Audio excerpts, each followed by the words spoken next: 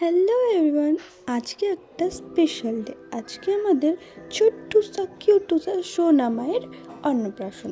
তো ভিডিওটা কিন্তু পুরোটা দেখতে হবে, তাই জন্য আমি কিন্তু তাড়াতাড়ি করে রেডি হয়ে চলে আসি দাদার বাড়ি। কিন্তু আমাদের বাড়ি পাশাপাশি হওয়া সত্ত্বেও আমাকে রাস্তা ঘুরে ঘুরে ঘুরে ঘুরে আসা লাগলো, কারণ আমাদের বাড়ির সামনে করেছিল প্যান্ডেল। তাই ওই দিক দিয়ে রান্না হচ্ছিলো, তো ওই দিক দিয়ে আর আসা যাচ্ছিলো না, তাই জন্য রাস্তা ঘুরে ঘুরেই আসা হয়েছে। আমি ওই দিক দিয়ে এসেছি। তো দেখো আমাদের সোনামাকে কত সুন্দর লাগছে, কত কিউট লাগছে। দেখো লাল একটা লেহেঙ্গা পরেছে, আর ও তো একটুখানি, ওকে পুরো বারবি ডলের মতন লাগছিল, পুরো বারবি ডল।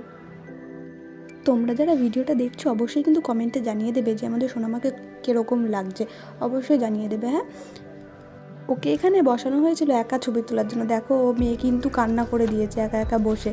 হ্যাঁ, তারপরে কিন্তু আমাদের বাজনা চলে আসে, আমরা বাইরে চলে আসি সবাই মিলে, আমরা ছবি টবি তুলে তারপরে যাই। আমরা কিন্তু সবাই মিলে বেরিয়ে পড়ছিলাম রেডি হয়ে বাজনার সাথে যাওয়ার জন্য। আর এইদিকে দেখছো, এটা কিন্তু আমার বড় বৌদি, আর এই যে এটা কিন্তু ছোটো বৌদি। ছোটো বৌদি হচ্ছে পুচকু সোনার মা।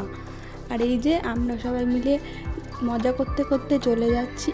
বাড়িতে চলে এসেছি কারণ অন্য দিন তো বৃষ্টির কোনো বালাই নেই, আজকে আমাদের একটা স্পেশাল ডে। আজকেই বৃষ্টিটা পড়তে হলো, আজকে ভীষণ পরিমাণে বৃষ্টি হচ্ছে, ভীষণ বৃষ্টি হয়েছেও। আমরা ওই জন্য তাড়াতাড়ি করে চলে আসি। দেখছো জামা কাপড়ে একটু একটু ভিজে গেছে, তো ঝটাফট বাড়ি গিয়ে আমি ড্রেস চেঞ্জ করে কিন্তু চলে এসেছি, কারণ বৃষ্টির মধ্যে ওই সব জামা কাপড় পরে থাকতে আমি পারবো না, ভিজে ভিজেও গেছিলো।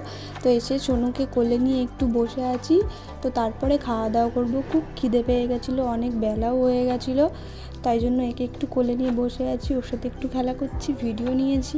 আর এই যে খেতে চলে এসেছি, আমি আছি, আমার পাশে চই আছে, আর আমার পাশে আমার জামাই আছে আর মেয়ে আছে, মেয়ে জামাই, মানে বুঝতে পারছো আমি কিন্তু মাসি শাশুড়ি হয়ে গেছি।